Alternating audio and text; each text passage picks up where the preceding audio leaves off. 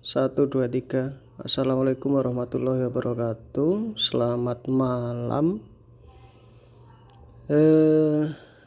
Jumpa lagi dengan saya, Cak Bagio. Tadi awalnya kan kita mau bikin vlog ya, karena kondisi yang tidak memungkinkan, kita coba variasi baru.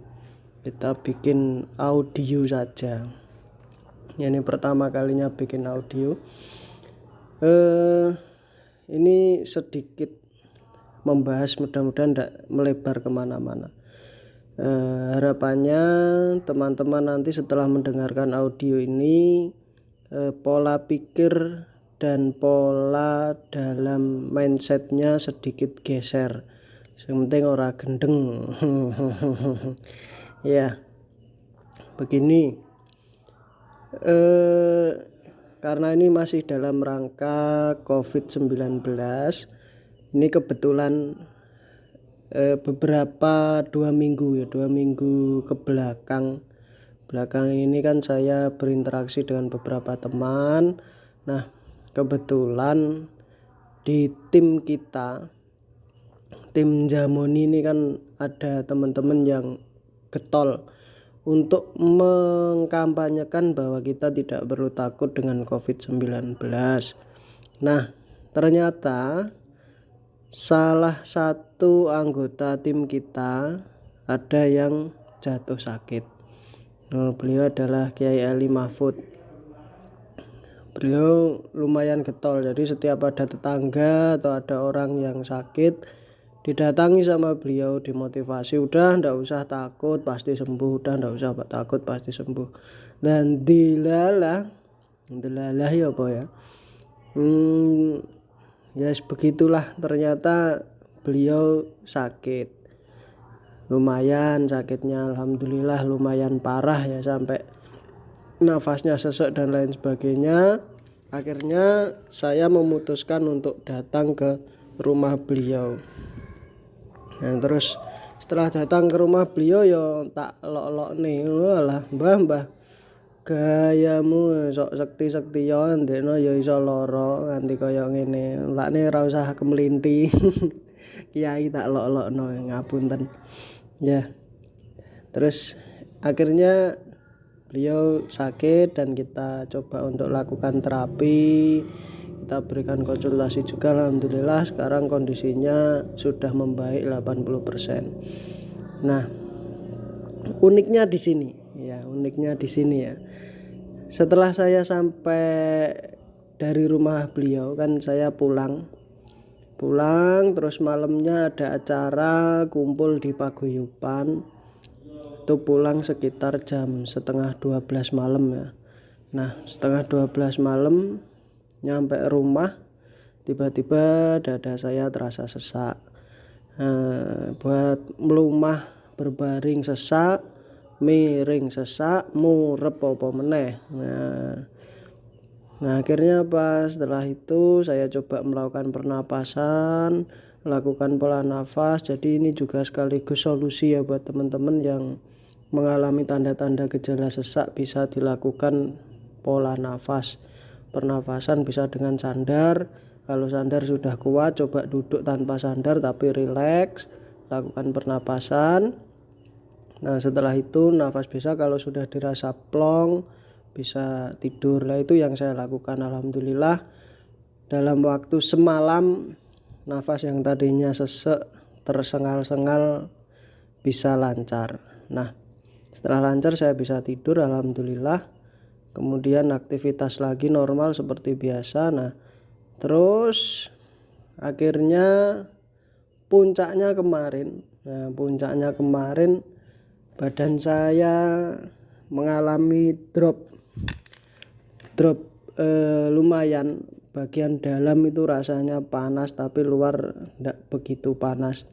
Saya coba untuk istirahat, alhamdulillah, dan saat ini sudah sembuh, sudah 80% lebih.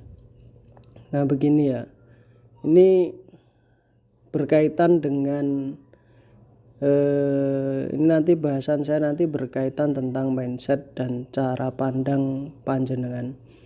Jadi Alhamdulillah tubuh saya ini didesain sebegitu indahnya sama sang pencipta ya.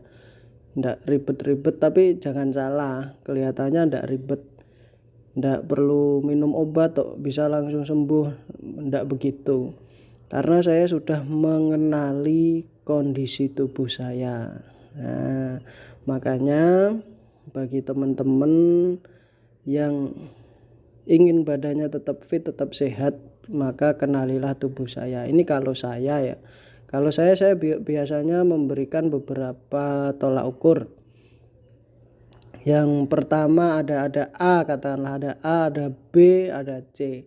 Nah, nanti jika kondisi badan saya mengalami A, maka saya biasanya masih bisa bertahan.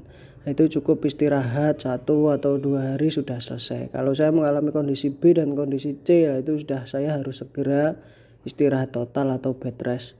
Saya biasanya seperti itu. Makanya saya sangat mengenali kondisi tubuh saya. Tadi kok tiba-tiba saya mengalami tanda-tanda badan saya begini ya, ini tidak biasanya. Nah, biasanya saya langsung ini sudah memasuki tanda-tanda ini. Oh, ini berarti saya akan sakit. Biasanya saya seperti itu. Nah, buat panjenengan sering-seringlah belajar mengenali kondisi tubuh panjenengan.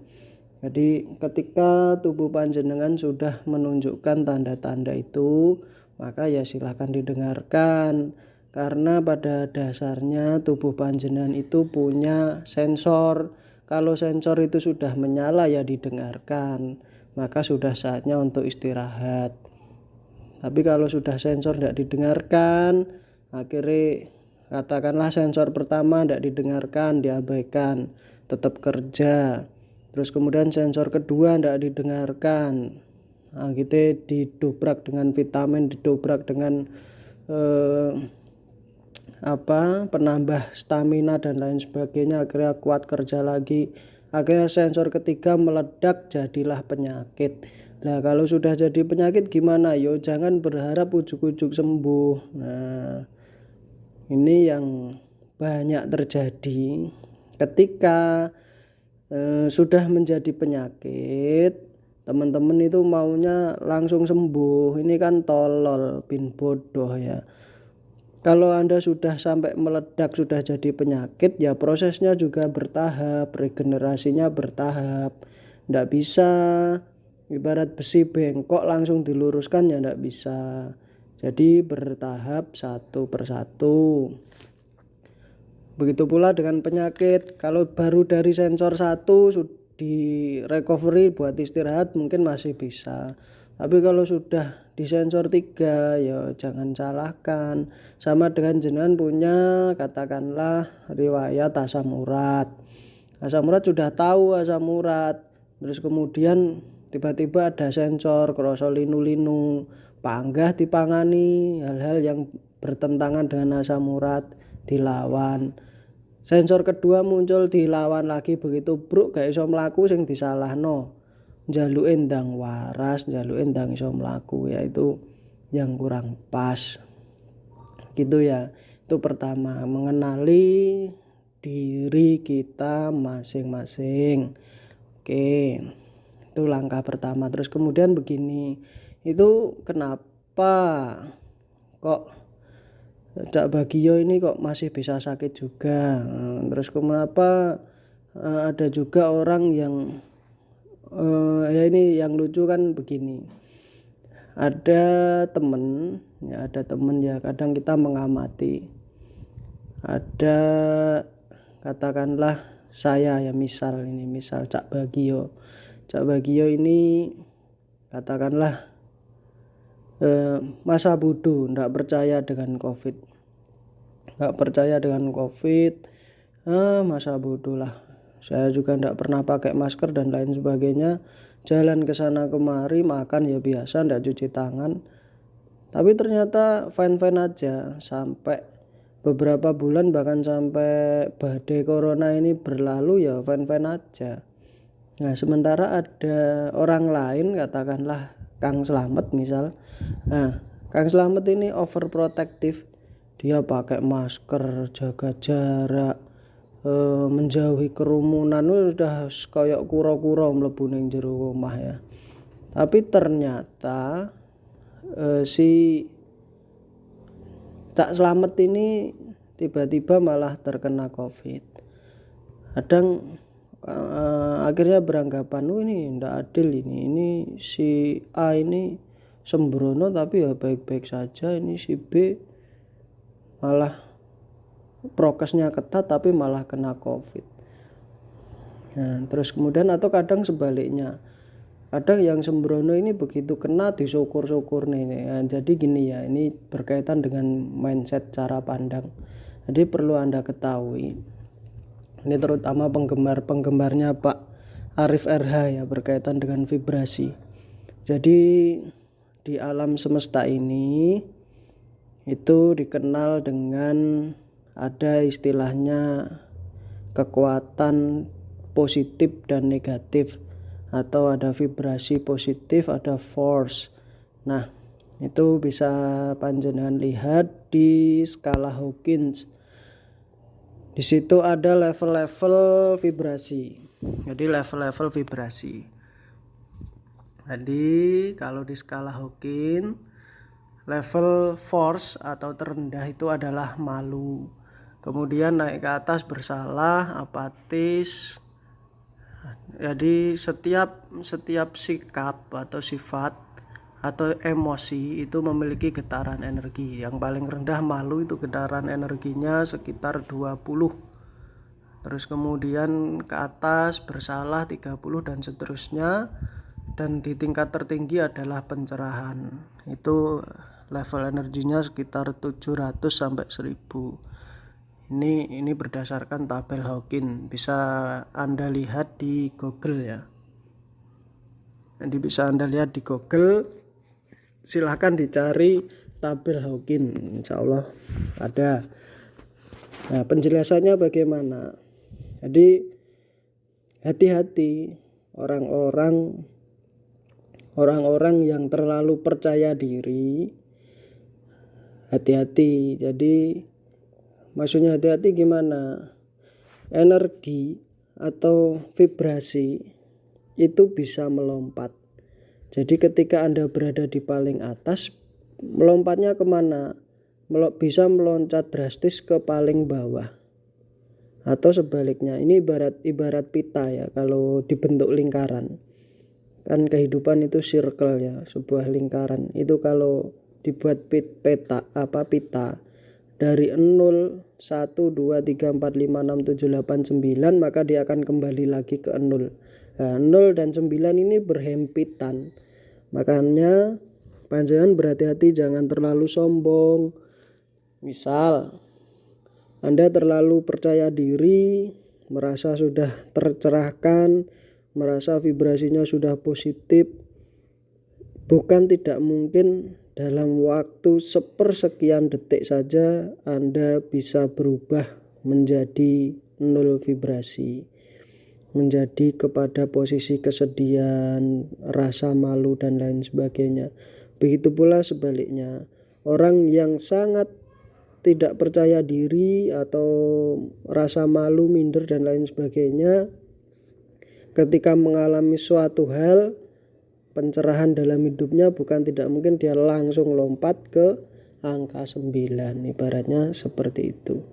Makanya hati-hati teman-teman para praktisi, mohon untuk hati-hati dalam mengambil sikap. Tidak perlu kita mencari penyakit, tidak perlu. Kalau ada orang datang kita sikapi biasa saja. Kalau misalkan ada orang yang perlu bantuan, kita bantu sesuai kemampuan kita. Tapi kita tidak perlu berlebihan. Oke ya.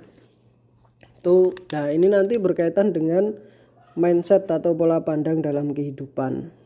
Jadi begini. Dalam menghadapi sebuah perjalanan hidup, ini menurut saya pribadi ya, orang lain boleh tidak sama. Tapi jika Anda bisa menerapkan ini, insya Allah hidup Anda akan indah. Jadi begini, dalam memandang sebuah kehidupan, sebenarnya kita hanya ditentukan oleh dua hal. menurut saya. Jadi apa itu? Yang pertama adalah mindset atau bagaimana cara Anda memandang kehidupan. Itu yang pertama. Jadi seseorang ketika memandang kehidupan itu negatif, isinya negatif tok, maka ke belakangnya pasti negatif. Wis semua orang akan dipandang suudon, isine negatif tok. Anak wong begitu sampean wis gak seneng karo wong, jadi kadang wong kuwi arepe melakukan apapun itu dalam benak panjenengan pasti selalu negatif. Tuh. Begitu pula sebaliknya. Kalau jenengan selalu berprasangka baik, berbaik sangka, apapun bahkan kejadian buruk yang menimpa panjenengan, maka sampean tidak akan pernah sedih. Nah, itu yang pertama adalah cara pandang. Jadi dalam menghadapi sebuah kehidupan ini termasuk penyakit juga gitu. Kalau jenengan sudah berpikiran negatif, wah iki wong iki gak nggae masker iki kena corona, iso nyebar ning aku. Nah, bukan tidak mungkin itu justru malah terjadi. Jadi ketika sampean suudon dengan orang, bukan tidak mungkin itu justru benar terjadi kepada panjenengan. Tapi ketika panjenengan tenang menghadapinya dengan positif, ya insya Allah hasilnya ya positif. Jadi kalau dalam Islam, aku seperti prasangka umatku, kan seperti itu. Atau mungkin ada dalil lain yang sesuai, silahkan dicari. Yang jelas seperti itu. Yang pertama, dalam menghadapi suatu masalah kehidupan, entah kue penyakit, entah itu apa, yang pertama adalah bagaimana cara Anda memandang penyakit itu, mindset Anda. Jadi ketika mindset Anda negatif, pasti hidup sampean ya negatif, malah sumpah kayak arepe nyapa-nyapa males. Nah, yang kedua, menghadapi kehidupan adalah sebuah takdir buat saya. Takdir itu gimana? Ya tidak bisa diubah. Sudah ketentuan dari Tuhan sudah seperti itu, ketentuan dari semesta sudah seperti itu. Tapi begini. Walaupun takdir itu buruk menurut kita. Jadi misal kita punya takdir buruk ya. Misal orang kesayangan kita meninggal, menurut kita itu buruk. Tapi ketika kita bisa memandangnya sebagai hal yang positif, maka tidak ada ceritanya takdir buruk. Nah, mengerti ya? Jadi makanya semuanya tergantung bagaimana panjenengan memandang sebuah peristiwa. Bahkan takdir yang buruk sekalipun, ketika panjenengan menghadapinya, melihatnya menggunakan kacamata positif, maka isinya ya bersyukur. Nah, ini dikisahkan seperti kisah Nabi Ayub ya. Nabi Ayub itu sampai diuji sama Allah, sakit sedemikian rupa. Dia tidak pernah merasa takdirnya buruk. Sampai malaikat itu jengkel sama Ayub. Jadi ndonga Ayub ndonga diijabah karo Gusti Allah. Lah Nabi Ayub gini, loh, wong saya ndak merasa bersedih kok. Saya ndak merasa diuji kok sama Allah. Kenapa saya harus minta sesuatu atau berdoa memohon sesuatu kepada Allah? Nah, disitulah yang membuat Allah dan seluruh langit tersentuh. Makanya seperti itu, ujian seberat apapun, entah itu sakit, entah itu kesedihan, ketika cara memandangnya tepat, maka tidak ada lagi sebuah kesedihan. Itu begitu. Itu berkait dengan pola pandang. Ini juga nanti akan berpengaruh kepada kemampuan regenerasi sel panjenengan. Jadi ketika jenengan sakit kok jenengan isine wis udon, sedih, sumpah kayak panjenengan dikarantina, isolasi, mlebu ning ngene UGD, mlebu ning ruang isolasi di rumah sakit jebret. Akhirnya ning kono ora diwehi apa-apa, cuma diwehi obat, diwehi mangan, karo sustere disawang ke CCTV tok. Begitu megap-megap gur diparani wi nek sing konangan, nek sing gak konangan megap-megap bablas mati. Nah, terus ketika jenengan sumpek, waduh aku mlebu ning rumah sakit iki piye iki? Waduh aku ora ditunggoni bojoku, waduh aku ora ketunggonan anakku piye? Nah, begitu jenengan semakin sumpek dan sumpek, maka dunia semakin sempit dan itu justru memperlambat proses penyembuhan panjenengan. Nah, tapi kalau panjenengan berpikir positif, ya apapun yang terjadi ya enjoy aja. Sakit apapun ya sudah, bagian dari sesuatu yang harus kita jalani. Itu ya. Itu yang kedua dari saya. Jadi yang pertama, yang kedua ini tentang cara memandang sebuah penyakit, termasuk menghadapi sebuah kehidupan ya. Dan yang pertama tadi tentang hati-hati, jadi tentang vibrasi dan force, jadi tentang kewaspadaan. Jangan sampai ketika berada di atas, dalam artian merasa pede, vibrasinya luar biasa, akhirnya kita lupa. Makanya dari itu tetap waspada, tetap hati-hati. Tuh, jadi ada dua. Yang pertama tentang vibrasi dan force. Ini yang kedua tentang bagaimana kita memandang kehidupan. Ada vibrasi force ini jika panjenengan penggemarnya Pak Arif RH, itu sudah banyak sekali dibahas. Kalau dicontohkan banyaklah, kalau jenengan sering mendengarkan audio beliau, insya Allah bagus untuk membentuk mindset panjenengan. Oke, saya rasa itu yang dapat saya sampaikan kepada teman-teman. Tetap jaga kesehatan, jaga stamina, jaga iman, tingkatkan imun, dan pastikan untuk selalu berpikir yang positif. Hati-hati dengan apa yang Anda pikirkan, hati-hati dengan apa yang Anda khawatirkan. Itu yang dapat saya sampaikan. Apabila kurang berkenan dengan audio ini atau ada pertanyaan, bisa langsung menghubungi saya. Kemudian berkaitan dengan terapi, misalkan Cak Bagio pola nafasnya bagaimana, silahkan bisa menghubungi saya untuk terapi-terapi yang lebih detail.